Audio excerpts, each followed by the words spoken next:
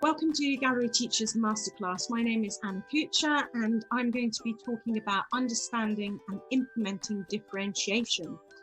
Why should you come to it? Well, why wouldn't you come to it? It's going to be brilliant, of course. There's lots of great practical ideas and tips for how you can put differentiation, just tiny little accommodations into your practice to make it happen in your classes. And there's a little bit of theory there as well.